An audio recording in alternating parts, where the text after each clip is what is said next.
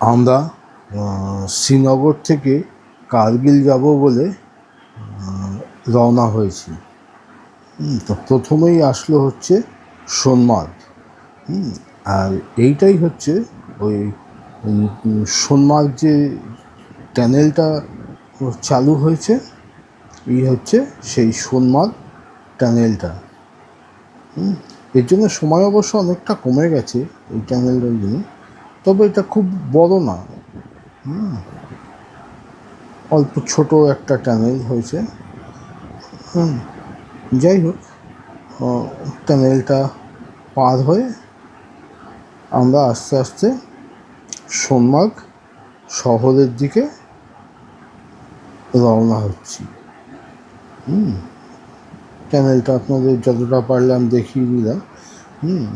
আর এই tunnel cross করে সোনমার্গের উদ্দেশ্যে আমরা রওনা হয়েছি। আর এই ভ্যালিগুলো তো দেখতেই পাচ্ছেন, এখানে অনেক গ্লেসিয়ার থাকে যেগুলো সোনমার্গ থেকে দেখতে আসে লোকে। শীতকালে এখানেও বরফের চাদর পড়ে যায়। এই এই ব্রিজ ক্রস করে সিঙ্গুরে আমরা সোনমার্গ শহরে পৌঁছালাম। এই হচ্ছে সোনমার্গ শহর। আমি আগেরবার যখন এসেছিলাম তখন শহরটা এত বড় ছিল না। বরাবরই ছোট, এই মানে হাইওয়ের পাশে। আর এইটা হচ্ছে জেকে ট্যুরিজমের এটা আগেও ছিল, বহু পুরনো।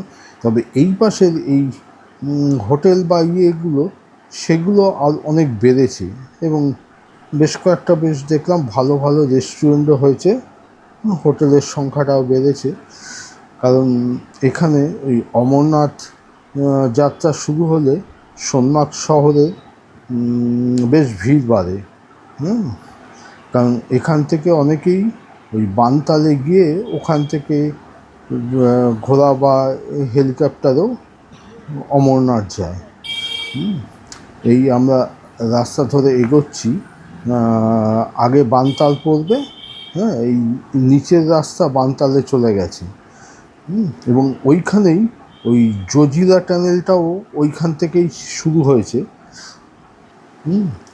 এই হচ্ছে বানতালের রাস্তাটা, এখান থেকে অমরনাথ যাওয়ার। আর এই আমরা আস্তে আস্তে জজিলা পাসের দিকে এগোচ্ছি। এই রাস্তাটা খুব বিপজ্জনক। আর এটা মানে শীতকালে প্রায়শই বন্ধ থাকে।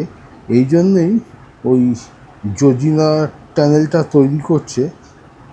যদিও এটা মানে অনেকটা হয়েছে, এখনও কমপ্লিট হয়নি, প্রায় শেষের দিকে। এটা হয়ে গেলে এই প্রবলেমগুলো মিটে যাবে। এই আমরা জজিলা পাসের ওপরে এসে পৌঁছেছি।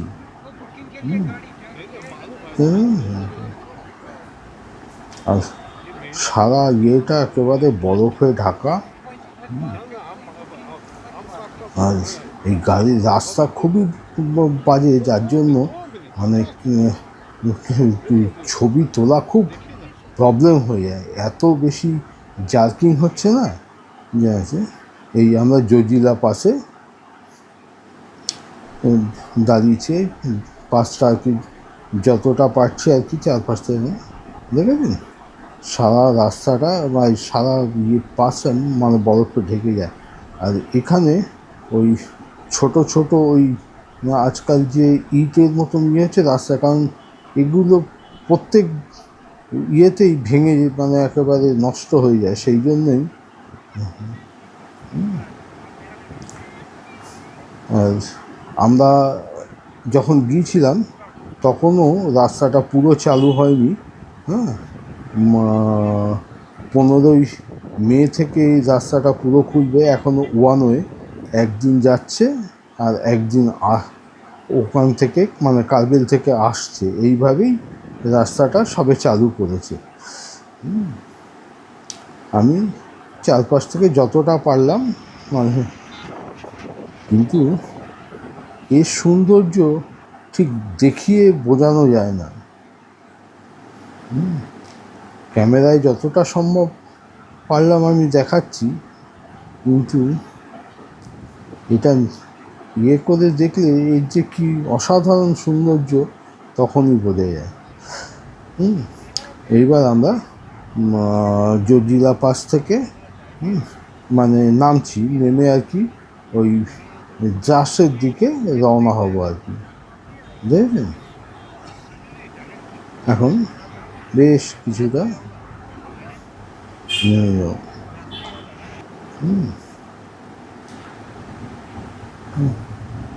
আর এই হচ্ছে ওই জজিলা প্রজেক্টটা, মানে এই পাশ দিয়ে বেরোনোর যে রাস্তাটা সেইখানটায় আর কি ইয়েটা চলছে। ওই গাড়ি থেকে যতটা দেখানো সম্ভব আমি চেষ্টা করেছি দেখানো, তবে হলে হবে কি, মানে এত রাস্তা এত বাজে, যার জন্য জার্কিংয়ের জন্য ধরে। আর এই সময় ওই অলরেডি তখন ওই বৃষ্টি বা স্নোফলসও শুরু হয়েছে হালকা, যার জন্য ওই উইন্ডস্ক্রিনের ওপরে পড়ছে বলে আস্তে আস্তে ছবিটা অনেক হেজি হয়ে গেছে।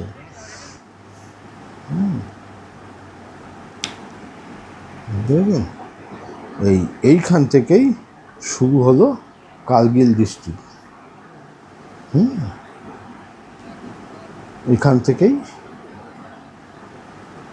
শুরু হলো, মানে কার্গিল ডিস্ট্রিক্ট শুরু হলো। তবে এই রাস্তার মানে সিনসিনারি এত সুন্দর, দুপাশে মানে না দেখলে ঠিক বলে বোঝানো যায় না। তো এই যে এটাও একটা মানে ওই জাসের আগে ছোট একটা গ্রামের মতন।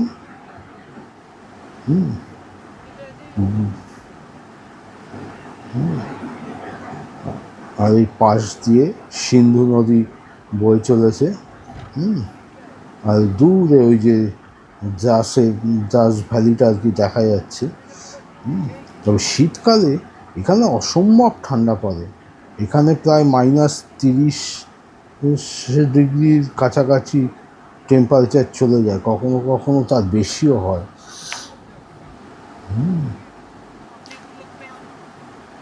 তবে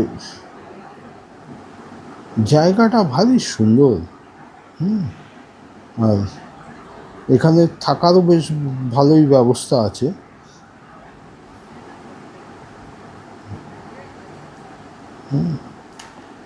তবে প্রচুর নেই, কিছু আছে। আর এই হচ্ছে জাস শহরটা। এটা খানিকটা বেশ বড় শহর, এখানে মানে কোর্টও আছে, ডিফেন্সের একটা কোর্টও আছে, বাস স্ট্যান্ড, ট্যাক্সি স্ট্যান্ড এবং এই যে ট্যুরিস্ট কমপ্লেক্স সবই আছে। আমি এই হচ্ছে জেকে ট্যুরিজমের ট্যুরিস্ট কমপ্লেক্স। আমি যতটা পারলাম সব, এগুলো হচ্ছে ছোট ছোট শহর, তো সব ওই হাইওয়ের পাশে হয়েছে। তবে এই জায়গার ইম্পর্টেন্সটা খুব বেশি, বিশেষ করে ওই কার্গিল যুদ্ধের সময় এই জায়গাটার ইম্পর্টেন্স খুব বেড়েছিল। এইখানেই মেন শুরু হয়েছিল, কয়েকটা পিক থেকে ওই আর এই হচ্ছে ট্যাক্সি স্ট্যান্ড। এবার জাস শহর থেকে বেরিয়ে আমরা মানে কার্গিলের দিকে রওনা হয়েছি। এখানে থাকার কিছু কিছু ব্যবস্থা রয়েছে। আর একটু বেরিয়েই এইখানে পড়ছে হচ্ছে এই কার্গিল ওয়ার মেমোরিয়াল, এই যে ডান হাতে দেখতে পাচ্ছেন।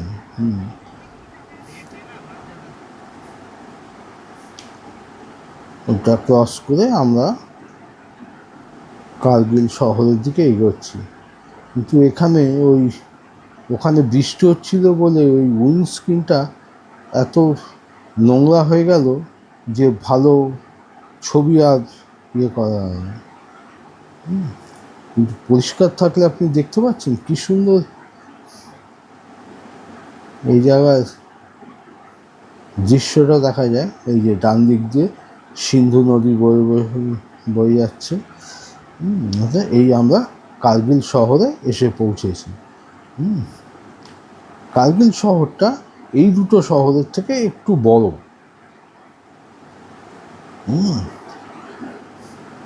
কারণ এটা তো ডিস্ট্রিক্ট টাউন, ফলে এখানে অনেক কিছুই আছে।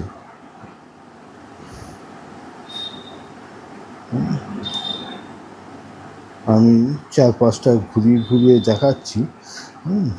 এই শহরের ওই সোজা চলে গেছে এই রাস্তা দিয়েই, মানে লেহ দিকে চলে গেছে। আর এই হচ্ছে কার্গিল ট্যাক্সি স্ট্যান্ড, এর পাশেই হচ্ছে বাস স্ট্যান্ড।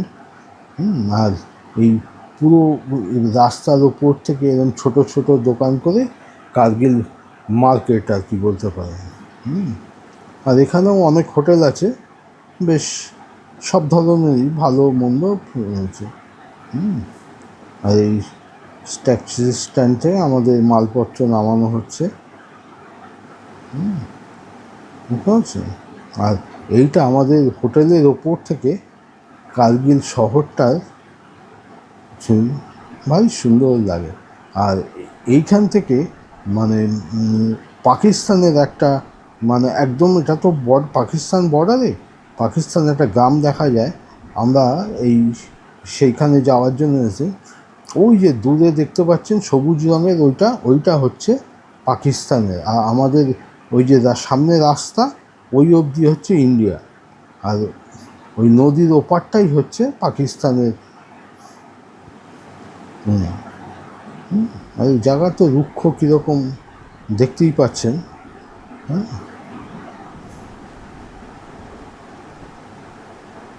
ওখান থেকে এটা প্রায় ওই 8-10 কিলোমিটার মতো। আর এই রাস্তাটা দিয়ে গেলে ইন্ডিয়ার শেষ গ্রাম। যদিও আমরা এখানে যাইনি বর্ডার বলে, এখানে বোধহয় একটা পারমিশন নিতে হয় সবাইকে, ওখানে যেতে দেয় না।